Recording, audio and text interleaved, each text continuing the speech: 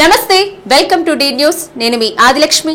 పరిసరాలు పరిశుభ్రత సమాజంలోని ప్రతి ఒక్కరి బాధ్యత తీసుకోవాలన్న రాష్ట్ర మంత్రి డోలా శ్రీ బాలవీరాంజనేయ స్వామి అన్నారు.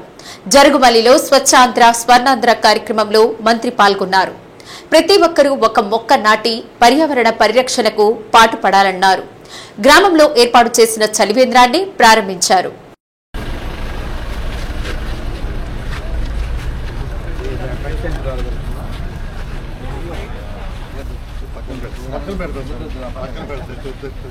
వచ్చినప్పుడల్లా దాంట్లో చాలా తిరగబడి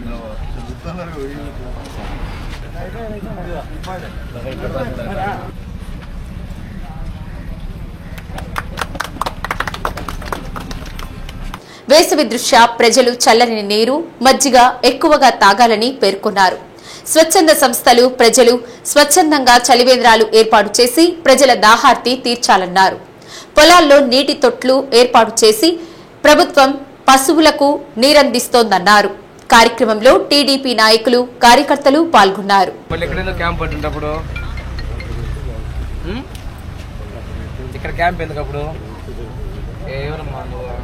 రోజు కూర్చుంటా నువ్వు ఒక్కరోజు కాదు కదా, క్యాంప్ అనేది దీని పార్టీ కదా.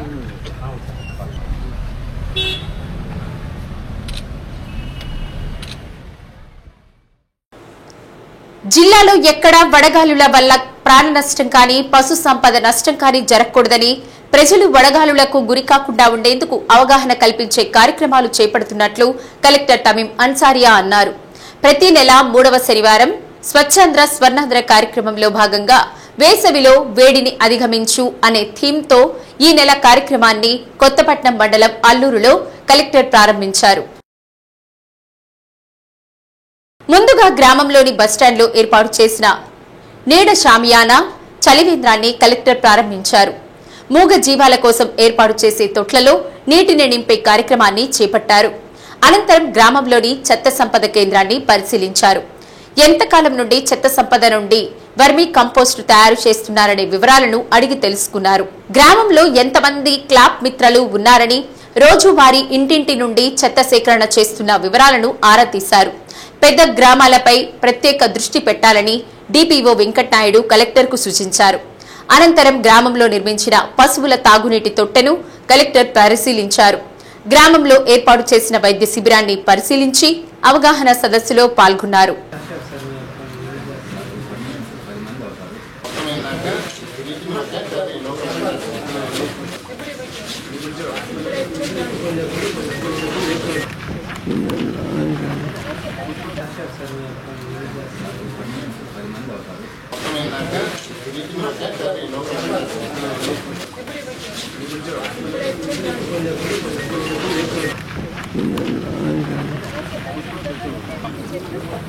అలా నేరేడు బ్లాక్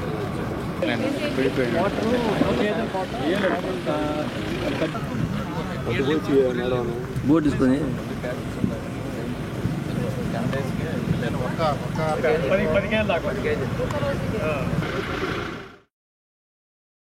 ప్రతి నెల 3వ శనివారం నిర్వహించే స్వర్ణాంధ్ర స్వచ్ఛాంధ్ర కార్యక్రమంలో భాగంగా ఈ నెల వేసవిలో వేడిని అధిగమించు అనే థీమ్తో కార్యక్రమాన్ని చేపట్టామని కలెక్టర్ తెలిపారు. గ్రామ గ్రామాల వైద్య శిబిరాలు ఏర్పాటు, చలివేంద్రాలు ప్రారంభం కార్యక్రమాలు చేస్తున్నామన్నారు. ముఖ్యమంత్రి ఆదేశాల మేరకు ఎక్కడా ప్రజలు వడగాలుల బారిన పడకుండా చేపట్టాల్సిన అన్ని చర్యలు తీసుకుంటున్నామన్నారు. వేసవి కాలంలో గర్భిణీలు, బాలింతల పట్ల ప్రత్యేక జాగ్రత్తలు పాటించాలన్నారు. ప్రతి గ్రామాన్ని చూడచక్కటి పారిశుద్ధ్య గ్రామంగా తీర్చిదిద్దేలా చేస్తున్నామన్నారు. తడి చెత్త, పొడి చెత్తను వేరు చేసి ఇంటి నుండి సేకరించేలా చేయనున్నట్లు తెలిపారు. ఇది సక్రమంగా జరిగేలా ప్రజలు, ప్రజాప్రతినిధులు, అధికారులు సంయుక్తంగా కలిసి పనిచేయాలన్నారు. అల్లూరు గ్రామాన్ని పరిశుభ్రతలో మోడల్ గ్రామంగా తీర్చిదిద్దేలా చర్యలు చేపట్టనున్నట్లు తెలిపారు. జాతీయ గ్రామీణ ఉపాధి హామీ పథకంలో ఇప్పుడు చేస్తున్న పనులతో పాటు నీటి నిల్వ సామర్థ్యం పెంచే పనులకు ప్రాధాన్యత ఇస్తామని, గ్రామంలోని చెరువులను నరేగాలో అభివృద్ధి చేస్తామని కలెక్టర్ పేర్కొన్నారు. సమావేశంలో డిపిఓ వెంకటనాయుడు, జెడ్పీసీఈఓ చిరంజీవి, డ్వామాపేడి Joseph Kumar, Ongole RDO Lakshmi Prasanna, DMHO Venkateswarlu, RDMUS SC Balashankarrao, MPP Lankapothu Anjireddy, sarpanch Namburi Suryanarayana, MPTC Shantarao, MPDO Krishna, tahsildar Pinnika Madhusudan Rao, వివిధ శాఖల అధికారులు తదితరులు పాల్గొన్నారు. ఈ సందర్భంగా పరిసరాలు పరిశుభ్రంగా ఉండేలా ప్రతిజ్ఞ చేయించారు.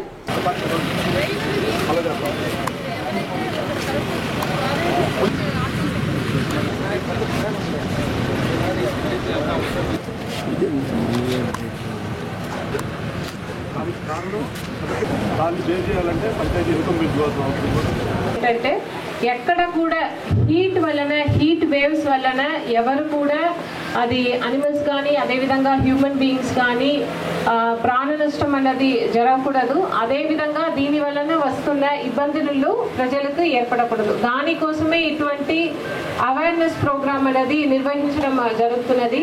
సో దీంట్లో ఇప్పుడు డిఎంహెచ్ఓ గారు మీ అందరికీ కూడా చెప్పడం జరిగింది ఎటువంటి ప్రికాషన్స్ తీసుకోవాలి. ఎక్కువ వాటర్ తీసుకోవడం, అదేవిధంగా వైట్ క్లోత్స్, కాటన్ క్లోత్స్ ధరించడం, అదేవిధంగా బయటకి ఎండ ఎక్కువ ఉన్న టైంలో బయటకి వెళ్లకుండా ఉండడం, ఇటువంటి ప్రికాషనరీ మెషర్స్ తీసుకోవాలని మీ అందరికీ కూడా చెప్పడం జరిగింది.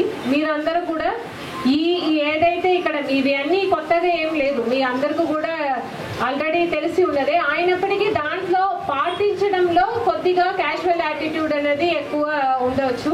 సో దాన్ని మీరు చాలా జాగ్రత్తగా పాటించాలి. అదేవిధంగా మీ పక్కన ఉన్న మీ ఇంటిలో ఉన్నవారు, దాంట్లో ముఖ్యంగా చిన్నపిల్లలు, ఓల్డ్ ఏజ్ పీపుల్, ప్రెగ్నెంట్ లేడీస్ని, వారిని మనం ప్రత్యేకంగా చూసుకోవాల్సిన బాధ్యత ఉంది. మీ నైబర్స్ కానీ, మీ విలేజ్ చూస్తే ఇక్కడ ఉన్న elected representatives, especially sarpanch, MPTC members, మీరు అందరూ కూడా ఉన్నారు. మీ విలేజ్ లో ఇది కంటిన్యూస్ గా ఇటువంటి ఒక అవేర్నెస్ అనేది క్రియేట్ చేస్తూ ఉండాలి. సో ఇది ఈ రోజుకున్న ఈ థీమ్ గురించి సంబంధించినది. అదేవిధంగా దీంతో పాటు జనరల్ గా ఏ విలేజ్ కు వెళ్ళినా కూడా అక్కడ క్లీన్లీనెస్ అనేది చాలా బాగా ఉండాలి. అది ఆ క్రమంలో ప్రయత్నం చేస్తున్నాము. ఇది స్వచ్ఛాంధ్ర స్వర్ణాంధ్రాల భాగంగా ఆ విధంగా చూస్తే ప్రతి ఒక్క విలేజ్ కూడా అక్కడ డోర్ టు డోర్ కలెక్షన్, అదేవిధంగా సోర్స్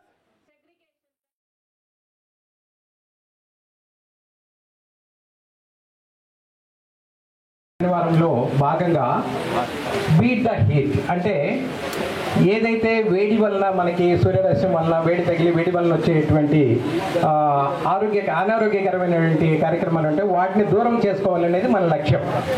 దాంట్లో భాగంగా ఏంటంటే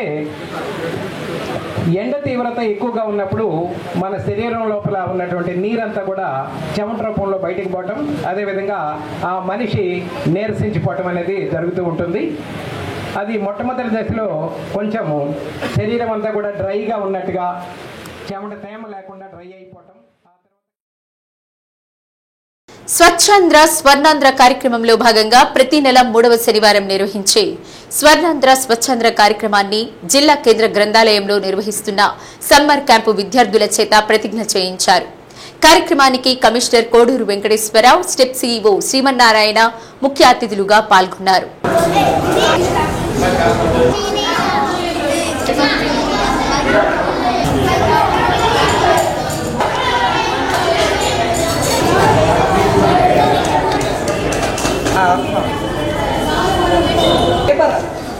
డ్రాయింగ్ పట్టుకోండి.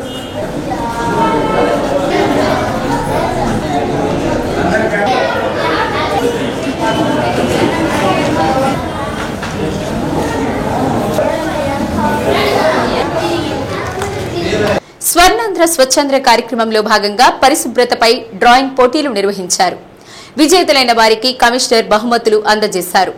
జిల్లా కేంద్ర గ్రంథాలయాలు కార్యదర్శి కాసు ఆదిలక్ష్మి, ఉప గ్రంథాలయ కార్యదర్శి బొమ్మల కోటేశ్వరి, సృష్టి ఆర్ట్స్ అకాడమీ తిమ్మిరి రవీంద్ర, నాగమణి, ఇంగ్లీష్ ప్రొఫెసర్ వెంకయ్య, రచయిత మంచికంటి వెంకటేశ్వరరెడ్డి సిబ్బంది పాల్గొన్నారు.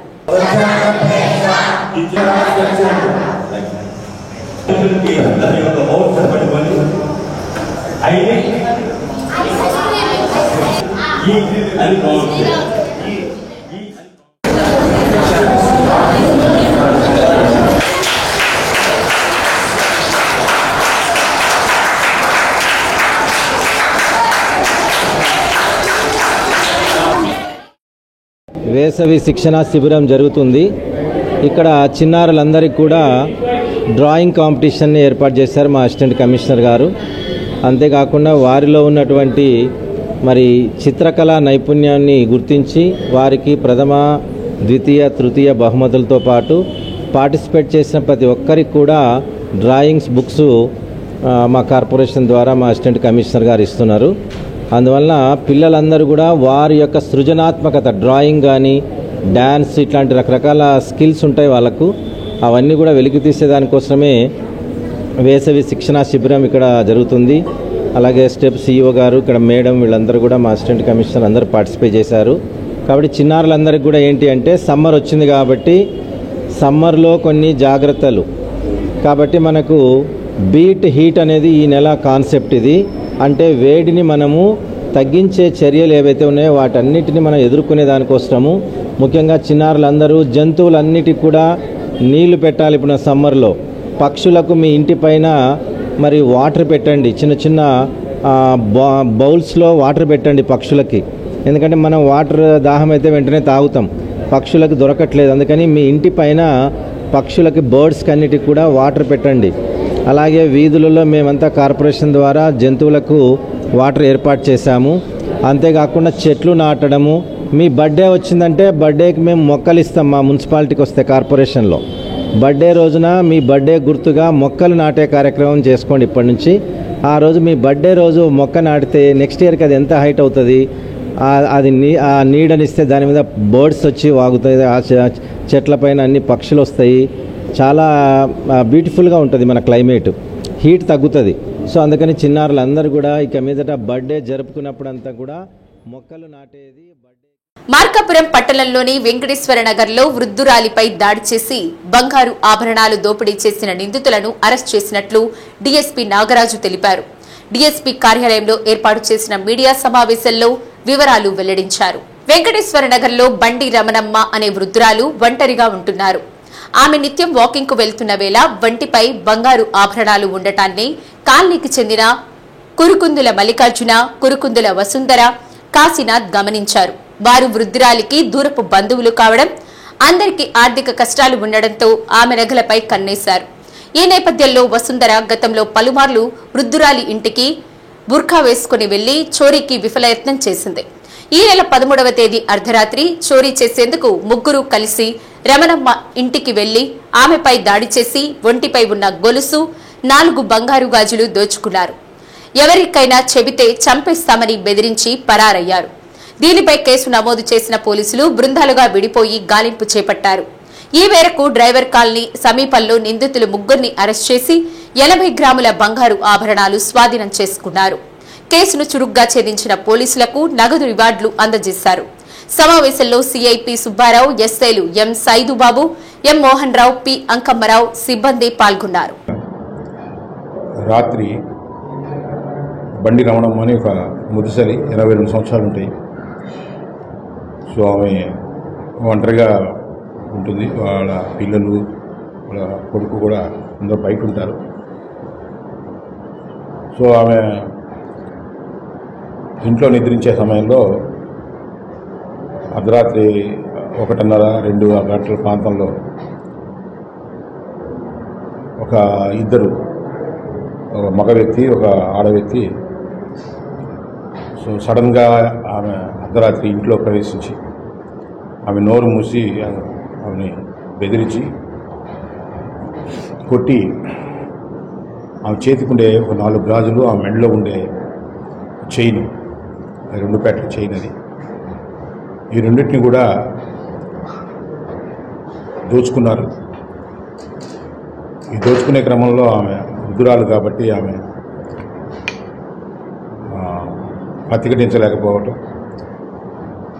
సో మళ్ళా ఆ తీసుకెళ్లే క్రమంలో వాళ్ళు వెంట తీసుకొచ్చుకున్న ఒక కారాన్ని కూడా చుట్టూ చల్లి, నువ్వు పోలీస్ స్టేషన్కి వెళ్ళి రిపోర్ట్ ఇస్తే చంపేస్తాం, మేము బయటే ఉంటామన్నా కూడా బెదిరించడం జరిగింది. ఆ అర్ధరాత్రి అంత నేరం జరిగినా కానీ ఆమె భయపడి వాళ్ళు బయటే ఉంటారని, అది ఎవరికి కనీసం ఎవరికి తెలియజేయకుండా ఉదయం వాళ్ళు తెలిసిన వాళ్ళ ద్వారా ఇట్లా జరిగిందనంటే పోలీస్ స్టేషన్కి వచ్చి రిపోర్ట్ ఇవ్వడం జరిగింది. దీని మీద రాబరీ కింద మార్కాపూర్ టౌన్లో కేసు పెట్టి, సో ఇది రాబరీ అనేది సీరియస్ అఫెన్స్ అది.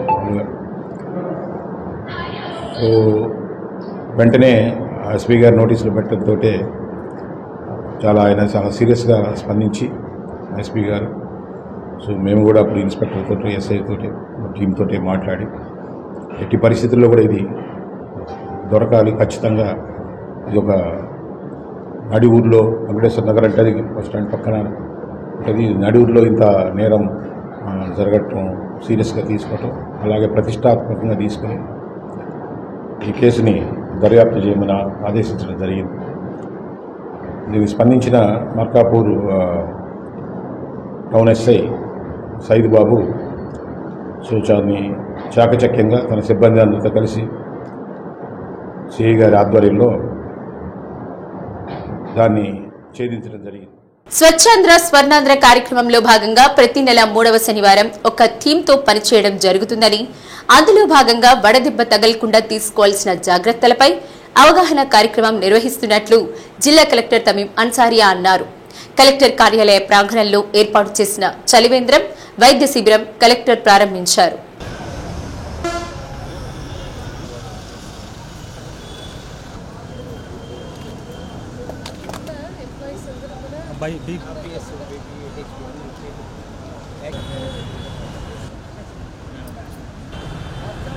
వేసవి కాలంలో ప్రజలు జాగ్రత్తలు తీసుకోవాలని కలెక్టర్ అన్నారు. చిన్నారులు, వృద్ధులు, గర్భిణీలు, బాలింతలు ఎండ సమయంలో బయటకు రాకుండా ఇళ్లలోనే ఉండాలని, చల్లని ప్రదేశాల్లో ఎక్కువగా చల్లని నీటిని ఎక్కువగా తీసుకోవాలన్నారు. కలెక్టర్ కార్యాలయ ప్రాంగణంలో ఏర్పాటు చేసిన వైద్య శిబిరంలో షుగర్, బీపీ పరీక్షలు, ఎండకు నీరసం రాకుండా ఓఆర్ఎస్ ప్యాకెట్లు కూడా అందించడం జరుగుతుందని తెలిపారు. కార్యక్రమంలో joint collector R Gopalakrishna, DRO Chinna Obulesu, DMHO Venkateswarlu, ఇతర అధికారులు పాల్గొన్నారు. హీట్ అనే థీమ్తో ఈరోజు జిల్లా వ్యాప్తంగా అన్ని విలేజెస్లో, అన్ని మండలాల్స్లో కూడా, ఇక్కడ కలెక్టరేట్లో కూడా హీట్ వేవ్ సంబంధించిన అవగాహన కల్పించడం, అదేవిధంగా చలివేంద్రం స్టార్ట్ చేయడం, దెన్ మేజర్ ట్రాఫిక్ జంక్షన్స్లో గ్రీన్ షేడ్ నెట్స్ అది పెట్టడం, హెల్త్ క్యాంప్స్ కూడా, అంటే ఈ సమ్మర్ సీజన్లో హీట్ వేవ్స్ నుంచి ప్రొటెక్ట్ చేసుకోవడానికి ఎటువంటి ప్రికాషనరీ మెషర్స్ తీసుకోవాలనేది గురించి ప్రజలందరికీ కూడా అవగాహన కల్పించడానికి ఒక హెల్త్ క్యాంప్ కూడా అన్ని చోట్ల ఈరోజు పెట్టడం జరిగింది. ప్రజలందరూ కూడా ఈ సమ్మర్ సీజన్లో ఎక్కువ అంటే ఎండ ఎక్కువ ఉన్నప్పుడు బయటికి వెళ్లకుండా, అదేవిధంగా white clothes, white caps, cotton dress వేసుకోవడం, ఎక్కువ డీహైడ్రేషన్ కాకుండా వాటర్ కన్జంప్షన్ని పెంచడం, ఇవి అన్నీ కూడా డిపార్ట్మెంట్ నుంచి అప్పుడప్పుడు ఎటువంటి ప్రికాషనరీ మెషర్స్ గురించి చెప్తున్నారో వాటి అన్నింటినీ కూడా మీరు పాటించాలని కోరుతున్నాను. అదేవిధంగా వల్నరబుల్ పాపులేషన్స్, ఎక్కువ చిన్నపిల్లలు, ఓల్డ్ ఏజ్ పీపుల్, ప్రెగ్నెంట్ లేడీస్ని కూడా ప్రత్యేకంగా వారిని దృష్టి పెట్టి వారిని హీట్ వేవ్స్ నుంచి కాపాడాలని కోరుతున్నాను. ఈరోజు ఇక్కడ కలెక్టరేట్లో కూడా ఇక్కడ ఉన్న అందరు సిబ్బంది కూడా ఇక్కడ బీపీ అదే విధంగా షుగర్ టెస్టింగ్ కూడా చేయడం జరుగుతున్నది. ఎండ వేడికి గురికాకుండా ఉండే విధంగా ప్రజలందరూ ప్రభుత్వం ఇచ్చిన మార్గదర్శకాలను అనుసరిస్తుండాలని డిఆర్ఓ చినబోబులేసు అన్నారు. మద్దిపాడు మండలం ఏడుగుండ్లపాడు గ్రామంలో నిర్వహించిన స్వర్ణాంధ్ర స్వచ్ఛాంధ్ర కార్యక్రమంలో భాగంగా వేసవిలో వేడిని అధిగమించు అనే థీమ్తో చేపట్టిన అవగాహన కార్యక్రమంలో డిఆర్డీఏ పీడీ పి నారాయణతో కలిసి డిఆర్ఓ పాల్గొన్నారు. ఈ సందర్భంగా పి నారాయణ మాట్లాడుతూ వేడి గాలుల వల్ల కలిగే ఇబ్బందులను ప్రజల్లోకి తీసుకెళ్లేందుకు ఈ అవగాహన కార్యక్రమం ఏర్పాటు చేసినట్లు తెలిపారు. ప్రతి నెల 3వ శనివారం వివిధ అంశాలపై ఇప్పటికే స్వచ్ఛాంధ్ర స్వర్ణాంధ్ర కార్యక్రమం నిర్వహిస్తున్నట్లు తెలిపారు. కార్యక్రమంలో మండల అధికారులు, గ్రామస్తులు పాల్గొన్నారు.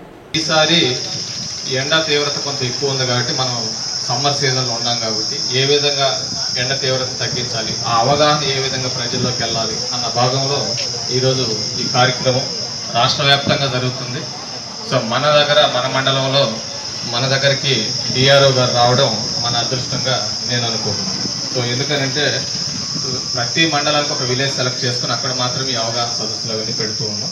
మిగతా దగ్గర యాక్టివిటీస్ జరుగుతుంటాయి కానీ సో జిల్లా స్థాయి నుంచి అధికారులు ఇక్కడికే రావడం జరుగుతుంది. సో సో దీనిలో భాగంగా మనం తీసుకోవాల్సిన కొన్ని సూచనలు మీకు బ్రీఫ్ చేసి తర్వాత డిఆర్ఓ గారు మాట్లాడతారు. సో మనం ఎండకి బయటికి వెళ్ళేటప్పుడు అంటే 10 నుంచి 4 మధ్యలో సో వీలైనంతగా బయటికి వెళ్ళడం తగ్గించుకోవాలి. ఆ టైంలో ఎటువంటి పనులు పెట్టుకోవాలి ఒక విషయం. రెండవది ఏదైనా అవసరమై బయటకు వెళ్ళాల్సి వస్తే ఖచ్చితంగా వైట్ క్యాప్ లేదంటే తలగడ అంటాం కదా, తలగొట్ట పుచ్చుకోవడం కానీ చేయాలి. సో వాటర్ బాటిల్స్ ఏదైనా ఉంటే క్యారీ చేయాలి, కోకోనట్ వాటర్ తాగాలి. ఇట్లాంటి పనులు చేస్తూ చలివేంద్ర అంటే మన ఊళ్ళో సర్పంచ్ గారు ఉంటారు, పొలిటికల్ రిప్రజెంటేటివ్స్ ఉంటారు కాబట్టి వాళ్ళంతా చలివేంద్రాలు ఏర్పాటు చేస్తారు. సో ఇవన్నీ మనం మజ్జిగ తాగడం. సో ఇట్లాంటి జాగ్రత్తలు. తర్వాత ఊరి పెద్దలు ప్రజలందరికీ నమస్కారాలు. ఈ మే నెల 3rd శనివారం విపరీతమైనటువంటి ఎండలు కాస్తున్నటువంటి టైం ఇది. ప్రతి నెలలో 3వ శనివారం PDDRDA గారు చెప్పినట్లుగా ఒక థీమ్ను ఉద్దేశించి ఆ క్యాంపును కండక్ట్ చేయాల్సిందిగా ప్రభుత్వం నుంచి ఆదేశాలు. ఆ ఆదేశాలను అనుసరించి మన కలెక్టర్ గారు ఈరోజు కొత్తపట్నం మండలంలో పాల్గొని వచ్చారు. అంతేకాకుండా కలెక్టర్ కార్యాలయంలో కూడా ఒక చలివేంద్రము, తర్వాత వైద్య శిబిరం కూడా ఇప్పుడే ఓపెన్ చేసి రావడం జరిగింది. మీ గ్రామంలో కూడా ఈ యొక్క శిబిరాలు నిర్వహిస్తూ ఉన్నారు. ఎండలు విపరీతంగా ఉన్నటువంటి ఒంగోలు ప్రభుత్వ సర్వజన ఆసుపత్రి మరొక అధ్యాయానికి తెరతీస్తుంది. గుండె జబ్బుల విభాగంలో శస్త్రచికిత్స చేసి విజయవంతం చేశారు.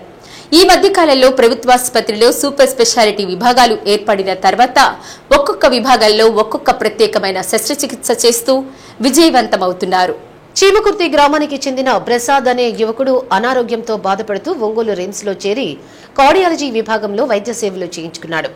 యువకుడికి గుండెకు సంబంధించిన వ్యాధి ఉందని కార్డియాలజీ డాక్టర్ కె వెంకటేశ్వరరావు నిర్ధారణ చేయడంతో 2 రోజుల తర్వాత వస్తానని చెప్పి వెళ్లి మరుసటి రోజు మరలా ఛాతీ నొప్పి రావడంతో రిమ్స్ లోని క్యాజువాలిటీ విభాగంలో అడ్మిట్ అయ్యారని, అప్పుడు పరీక్షించిన వైద్యులు గుండెకు సంబంధించిన వ్యాధి ఉందని నిర్ధారించి గుండె వైద్యులను సంప్రదించి అతనికి కావలసిన వైద్య సేవలు అందించారు.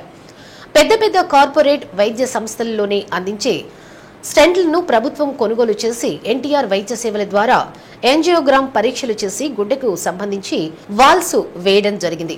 ఈ నెల 13వ తేదీన ప్రసాద్ అనే వ్యక్తికి శస్త్రచికిత్స చేసి 16వ తేదీన డిశ్చార్జ్ చేయడం ఒక అరుదైన ఘటనగా భావిస్తున్నారు. ఒంగోలు ప్రభుత్వ సర్వజన ఆసుపత్రిలో ఇలాంటి చికిత్స అందించడం ఇదే మొదటిసారి. ప్రకాశం జిల్లా ప్రజలకు పేద మధ్యతరగతి వర్గాల వారికి గుండెకు సంబంధించిన వ్యాధులను నిర్ధారించుకుని వారి సమస్యను పరిష్కారం చేసుకుని ఆ వ్యాధి నుంచి బయటపడి ప్రాణాలు కాపాడుకునేందుకు ఒంగోలు రిమ్స్లోని కార్డియాలజీ విభాగం క్యాత్ ల్యాబ్ను ప్రజలు సద్వినియోగం చేసుకోవాలని వైద్యులు కోరుతున్నారు. ఇలాంటి విజయాలు ఎన్నో సాధించేందుకు ఆసుపత్రి వైద్యులు ఎప్పుడూ కృషి చేస్తారని, పేద ప్రజలకు ప్రభుత్వ ఆసుపత్రి అందుబాటులో ఉంటుందని తెలియజేస్తున్నారు. సో ఈరోజు చాలా ఆనందమైన రోజు అన్నమాట. లాస్ట్ వీకు మన గవర్నమెంట్ జనరల్ హాస్పిటల్ హిస్టరీలో కార్డియాలజీ డిపార్ట్మెంట్ వారు మొట్టమొదటి యాంజియోప్లాస్టీ అనే ట్రీట్మెంట్ చేయటం జరిగింది. మీకు తెలిసిందే, పోయిన నెలలో మనము గౌరవనీయులైనటువంటి మన హెల్త్ మినిస్టర్ గారి చేతుల మీదుగా క్యాత్ ల్యాబ్ని మనము ప్రారంభించడం జరిగింది. ఈ క్యాత్ ల్యాబ్ ఓపెన్ అయ్యేటట్టు మన గవర్నమెంట్ హాస్పిటల్ ఓపెన్ అయినట్టు అందరికీ తెలిసిపోవటం వలన ఆ నెక్స్ట్ డే నుంచి ఎక్కువగా అలాంటి ప్రాబ్లమ్స్ ఉన్నవాళ్ళు మన హాస్పిటల్కి రావడం జరిగింది. అందులో భాగంగానే పోయిన వారము ఒక అరుదైనటువంటి, అలాగే మన గవర్నమెంట్ జనరల్ హాస్పిటల్ హిస్టరీలో ఒక సువర్ణాధ్యాయం లిఖించబడినటువంటి ఒక మహత్తర ఘట్టం కూడా మనము ఆవిష్కరించబడింది. అదేంటంటే, మొట్టమొదటిసారిగా ఈ ప్రాంతంలో గవర్నమెంట్ హాస్పిటల్లో ఏ ఖర్చు లేకుండా ఎంతో ₹1,00,000 ఎంతో చిల్లర అంత ఖర్చు అయ్యేటువంటి యాంజియోప్లాస్టీ అనే ట్రీట్మెంటు మనం చేయటం జరిగింది. ఎవరైనా ఇలాంటి హై రిస్క్ ఫ్యాక్టర్స్ కనుక ఉంటే ఒక స్టెమీ ప్రాజెక్ట్ అనేది ఉంది. ఆ ప్రాజెక్ట్లో మీరు మా దగ్గరకు వచ్చి ఒక స్క్రీనింగ్ టెస్టులు కనుక చేయించుకుంటే, ఆ స్క్రీనింగ్ టెస్టులో ఏదైనా ఈసీజీలో కనుక తేడాలు కనుక కనపడితే ఎమ్మటే వాళ్ళకి మనం ఏదన్నా ఈ యాంజియోగ్రామ్ కానీ లేకపోతే సిటీ యాంజియో కానీ అలాంటి అవకాశాలు ఉంటాయి. మన దగ్గర మాత్రం యాంజియోగ్రామ్, మన దగ్గర క్యాత్ ల్యాబ్తో యాంజియోగ్రామ్ ఉందండి. చివరిగా నేను విన్నవించుకునేది ఏంటంటే ఈ అవకాశం, ఈ సదుపాయము లేకపోతే ఈ ప్లాట్ఫామ్ ద్వారా దయచేసి మన గవర్నమెంట్ హాస్పిటల్లో అన్ని రకాల super speciality including wonderful cardiology services అవైలబిలిటీలో ఉన్నాయి కాబట్టి మీ అందరూ ఈ అవకాశాన్ని సద్వినియోగం చేసుకోండి. ఆ పేషెంట్కి అవసరమైన ఇంజెక్షన్స్, ట్యాబ్లెట్లు అన్నీ అందజేశాము. తద్వారా మేము కార్డియాలజీ డిపార్ట్మెంట్కి రిఫర్ చేయగా మేము చూసుకొని అడ్మిట్ చేసుకున్నాము పేషెంట్ని. అలా అడ్మిట్ అయిన ప్రసాద్ అనే పేషెంట్కి మేము 12వ తారీఖున యాంజియోగ్రామ్ పరీక్ష చేశాము. కుడివైపు రక్తనాళంలో బ్లాక్ ఉందని వాళ్ళ బంధువులకి తెలియజేశాము. తెలియజేసిన తర్వాత స్టంట్ అనేది పెట్టాలి, అది పెడితే అతనికి భవిష్యత్తు బాగుంటుంది, ప్రాణహాని కూడా జరగదు అని వివరించాము. దానికి వాళ్ళ బంధువులందరూ అంగీకరించి మాకు కన్సర్న్ తెలిపిన తర్వాత ఆ కన్సర్న్ తీసుకున్న తర్వాత మేము 13వ తారీఖు యాంజియోప్లాస్టీ ప్లాన్ చేశాము. యాంజియోప్లాస్టీ ప్రక్రియలో మనకి గవర్నమెంట్ హాస్పిటల్లో అవసరమైన వైర్లని, బలూన్లని, స్టంట్లని అన్నీ కూడా అందుబాటులో ఉన్నాయి కాబట్టి ఆ పేషెంట్కి దాదాపు మేము 110, 208 ఇలా 2 రకాల సైజు బెలూన్స్ వాడాము. ఆ సైజు బెలూన్స్ ఒక్కొక్కటి కూడా సుమారు 30,000 నుంచి 40,000 అవుతుంది. ఆ 2 బెలూన్స్ ద్వారా ఎక్కడైతే రక్తనాళం పూడిక ఏర్పడిందో దాన్ని వెడల్పు చేశాము. వెడల్పు చేసిన తర్వాత 2.5 × 28 అనే సైజు స్టంట్ పెట్టాము. ఇలా 2 బెలూన్స్ వాడి తర్వాత స్టంట్ అమర్చాము. ప్రొసీజర్ అనేది చాలా క్లిష్టమైన ప్రొసీజరే. సంతోషము, పేషెంట్కి చాలా సంతోషంగా జరిగింది, ఎటువంటి కాంప్లికేషన్స్ రాలేదు. ప్రారంభించాము. ఈరోజు పేషెంట్ని డిశ్చార్జ్ చేయడం జరుగుతుంది. పేషెంట్కి యాంజియోప్లాస్టీ అయిన తర్వాత చాలా కంఫర్టబుల్గా ఉన్నారు. ఛాతీలో నొప్పి కానీ ఏమైనా ఆయాసం కంప్లైంట్స్ కానీ ఏమీ కూడా నాకు డైరీ రౌండ్స్లో ఎటువంటి కంప్లైంట్స్ లేవు. ఈసీజీలో కూడా ఎటువంటి మార్పులు లేవు, అంటే ఇబ్బందికర మార్పులు. 2D ఈకో పరీక్షలో కూడా ఎటువంటి కాంప్లికేషన్స్ రాలేదు. కాబట్టి పేషెంట్ని ఇంటికి హెల్దీగా పంపిస్తున్నాము. ప్రైవేట్ హాస్పిటల్ లాగా క్యాలిక్యులేట్ చేస్తే సుమారుగా 2 నుంచి 2.5 లక్ష ఖరీదు అవుతుంది. ఎందుకంటే ఆ పేషెంట్కి 2 బెలూన్స్ వాడాము, ఒక స్టంట్ పెట్టాము, యాంజియోగ్రామ్ చేసాము, స్టంట్ చేసాము. ఇవన్నీ ప్రక్రియ కూడా దాదాపు 2 నుంచి 2.5 లక్ష అవుతుంది ఖరీదు. ఇక్కడ ఒక్క రూపాయి కూడా గవర్నమెంట్ హాస్పిటల్లో అతను ఖర్చు పెట్టుకోలేదు.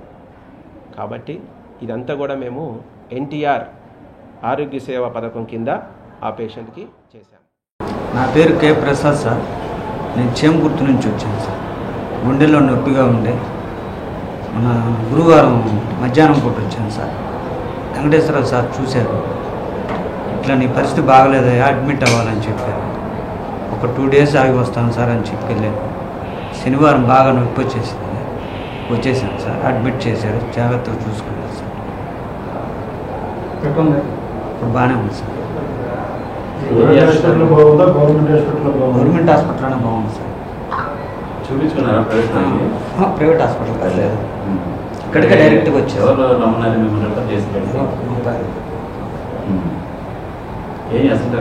Auto sir. గత వైసీపీ ప్రభుత్వం మాల కార్పొరేషన్ను నిర్వీర్యం చేసి మాల యువతను ఆర్థికంగా ఇబ్బందుల్లోకి నెట్టిందని మాల కార్పొరేషన్ చైర్మన్ పెద్దపూడి విజయ్ కుమార్ అన్నారు. ఒంగోలులోని వెలుగు కార్యాలయంలో జిల్లాలోని మాల సంఘాల సమీక్ష సమావేశం నిర్వహించారు. కూటమి ప్రభుత్వం అధికారంలోకి వచ్చిన తర్వాత నిర్వీర్యంలో ఉన్న కార్పొరేషన్లను మరలా బతికించే విధంగా ముఖ్యమంత్రి చంద్రబాబు నాయుడు, ఉప ముఖ్యమంత్రి పవన్ కళ్యాణ్ అడుగులు వేస్తున్నారని విజయ్ కుమార్ అన్నారు. గత 5 ఏళ్లలో నిరుద్యోగ యువతీ యువకులను ఎస్సీ కార్పొరేషన్ ద్వారా ఇవ్వాల్సిన రుణాలను ఇవ్వకుండా ఇబ్బందులకు గురి చేశారని, ఇప్పుడు ఎస్సీ కార్పొరేషన్ కు నిధులు కేటాయించి వాటి ద్వారా సబ్సిడీ రుణాలు అందించేందుకు నోటిఫికేషన్ విడుదల చేయడం జరిగిందన్నారు. రాష్ట్రంలో ఉన్న వనరులు, జిల్లాలో ఉన్న పరిస్థితులను బట్టి మాల కార్పొరేషన్ ద్వారా యువతీ యువకులకు ప్రత్యేక కార్యక్రమాల ద్వారా ఆర్థికంగా అందించే విధంగా ప్రయత్నాలు చేస్తామన్నారు. కూటమి ప్రభుత్వం అందిస్తున్న సబ్సిడీ రుణాలకు దరఖాస్తులు చేసుకుని లబ్ధి పొందాలని కోరారు. సమావేశంలో SC corporation ED Arjun Nayak పాల్గొన్నారు.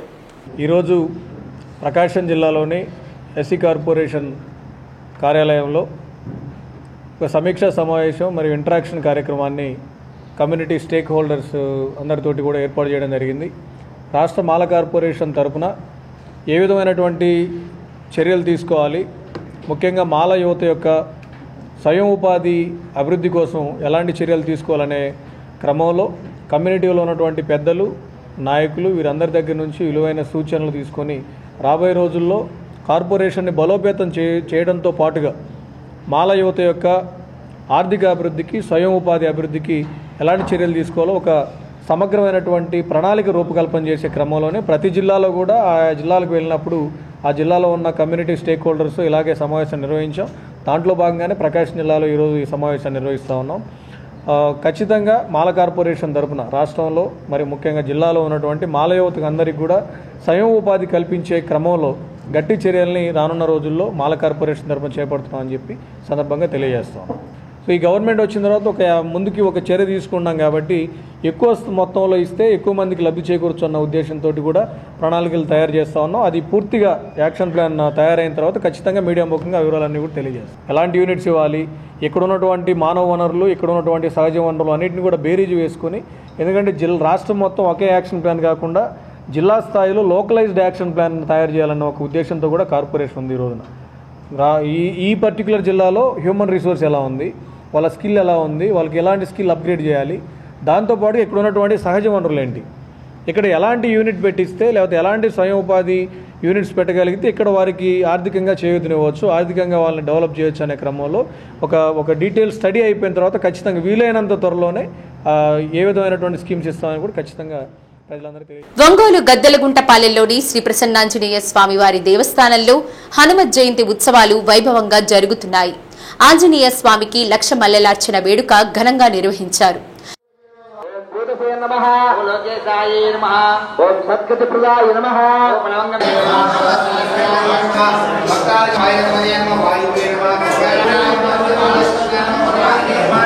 కార్యక్రమంలో భాగంగా పెద్ద సంఖ్యలో భక్తులు ప్రసన్నాంజనేయ స్వామి, వెంకటేశ్వర స్వామి వారిని దర్శించుకున్నారు. అనంతరం ఆంజనేయ స్వామికి మల్లెలార్చన భక్తి శ్రద్ధలతో జరిపించారు. స్వామివారికి ప్రత్యేక హారతులు అందజేశారు. కార్యక్రమంలో దేవస్థాన నిర్వాహకులు ఈదిపల్లి దశరథ రామారావు దంపతులు, ఉభయదాతలు, మహిళలు విశేష సంఖ్యలో పాల్గొన్నారు.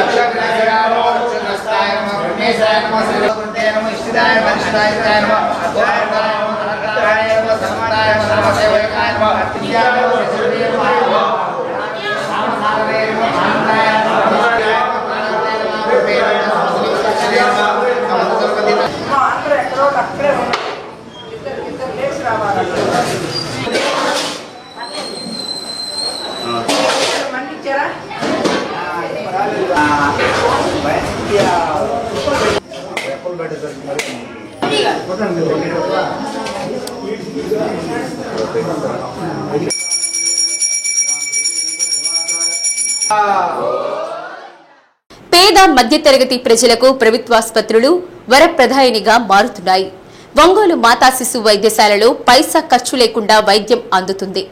ఎంతో మంది పేద గర్భిణీలకు ఇక్కడ రూపాయి ఖర్చు కాకుండా ప్రభుత్వం అధునాతన వైద్య సదుపాయాలను కల్పిస్తుంది. కానీ చాలా మంది తమ బిడ్డలకు కాన్పులు చేయించడానికి అమాయకంగా కార్పొరేట్ ఆసుపత్రులకు తమ తాహతకు మించి వేలాది రూపాయలు అప్పు చేసి కార్పొరేట్ ఆసుపత్రుల పాలు చేస్తున్నారు. కానీ ప్రభుత్వ ఆసుపత్రుల్లో మెరుగైన వైద్య సదుపాయాలు అందుతున్నాయి. ఈ విషయాన్ని ప్రజలందరూ గ్రహించాలన్నదే చిన్న ప్రయత్నం. పేద మధ్యతరగతి ఆడపిల్లల పెళ్లి నుండి కాన్పుల వరకు విపరీతమైన ఖర్చు. ముఖ్యంగా పేద మధ్యతరగతి ప్రజలకు పెళ్లి కన్నా కాన్పుల ఖర్చు మరింత భారంగా మారుతుంది. పేద పిల్లలకు డెలివరీ వచ్చింది అంటే కార్పొరేట్ ఆసుపత్రుల్లో మినిమంగా 50 నుండి 60 వేల రూపాయలు ఖర్చుతో పాటు ఇతర ఖర్చులు తడిసి మోపిడవుతున్నాయి. అది ప్రభుత్వ ఆసుపత్రి అయితే రూపాయి ఖర్చు లేకుండా ఉచితంగా వైద్యం అందించడంతో పాటు తల్లి బిడ్డల క్షేమానికి తీసుకునే చర్యలు ఎన్నో ఉన్నాయి. మాతా శిశు వైద్యశాలలో ఆడబిడ్డల సంరక్షణ కోసం ఎన్నో సదుపాయాలు కల్పిస్తున్నారు. గర్భిణీ మొదలు ప్రతి అంశాన్ని కులంకషంగా పరీక్షలు నిర్వహించి కాన్పు అయ్యే వరకు వారి పట్ల సిబ్బంది ఎంతో అంకితభావంతో పనిచేస్తున్నారు.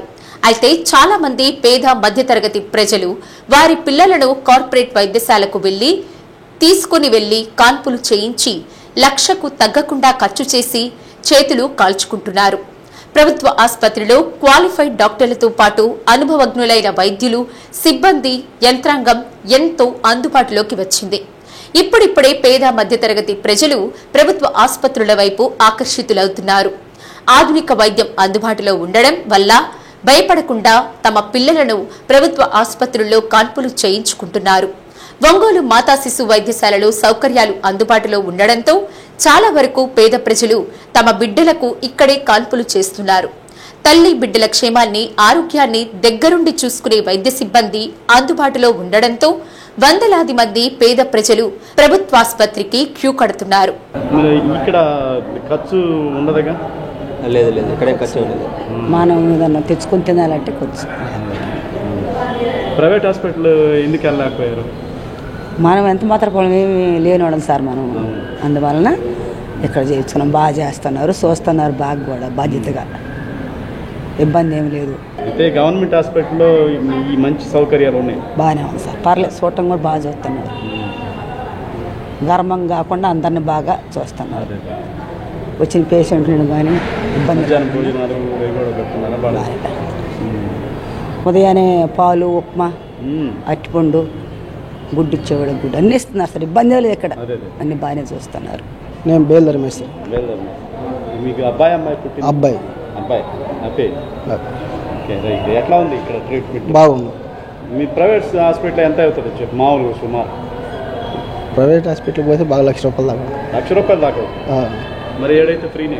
ఫ్రీ. అన్నీ ఎటువంటి ఇబ్బంది ఏం లేదు, బాగుంది. కాకపోతే మీరు రాకపోక ఇబ్బంది అంతే. ఒక్క ఖర్చే మన ఖర్చు అంతే. ఎలా ఉంది? బాగుంది సిస్టమ్, ట్రీట్మెంట్ అంతా బాగుంది. అబ్బాయి ఆపరేషన్? ఆపరేషన్. ఈ ప్రభుత్వ ఆసుపత్రిలో వైద్యం ఎలా ఉంది? బాగానే ఉండేది. మా పిల్లలు కూడా ఇక్కడే పుట్టారు ఇద్దరు. మేము ముందు ఇక్కడ బాగుండేసరికి మళ్ళీ వెనకీళ్ళు కూడా వస్తాయి.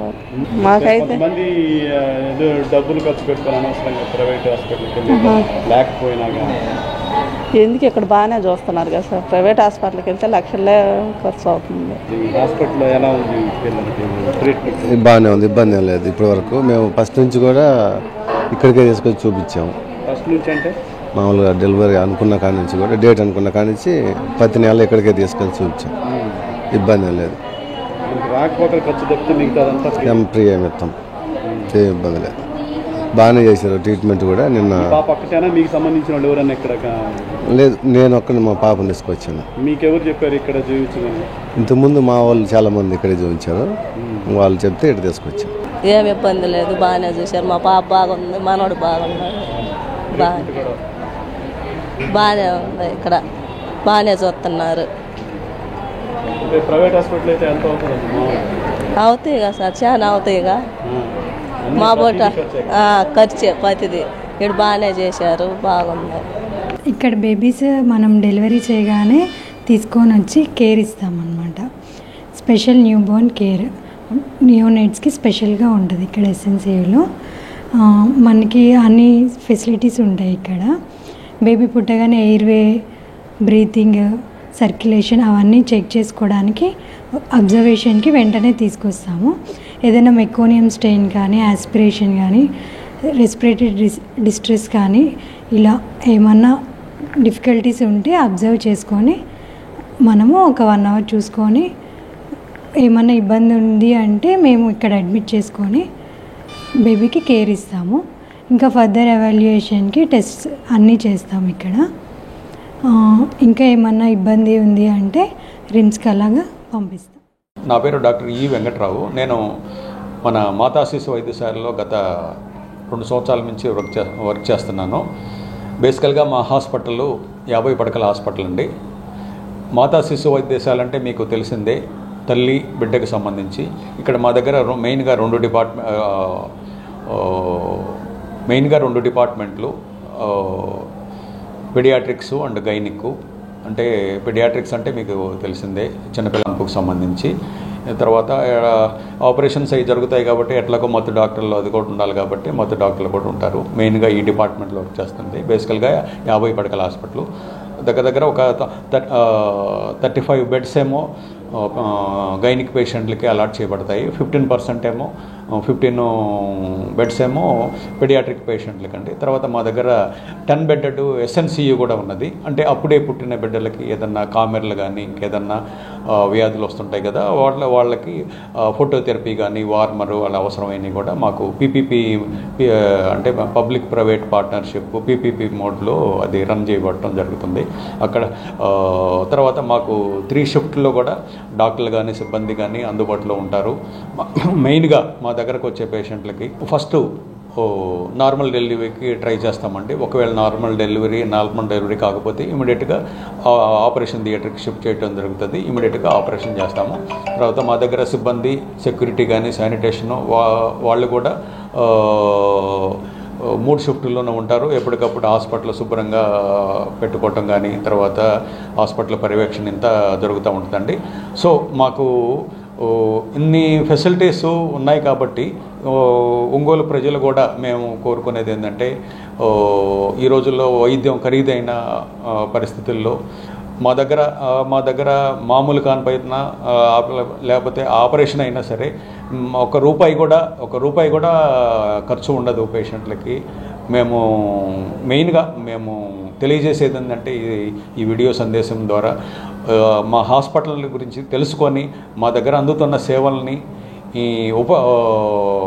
మీరు ఉపయోగించుకోవాలని, మీ ఖర్చులు తగ్గించుకోవాల్సిందిగా మేము మనస్ఫూర్తిగా ఒంగోలు అయితేనేమో ఒంగోలు చుట్టుపక్కల ప్రజలందరికీ మేము. డి న్యూస్లో నేటి మాట. నిరంతర సాధనే గెలుపునకు మార్గం. దానిని గుర్తించినప్పుడే గమ్యం కనిపిస్తుంది. డి న్యూస్ ఇంతటితో సమాప్తం. నమస్కారం.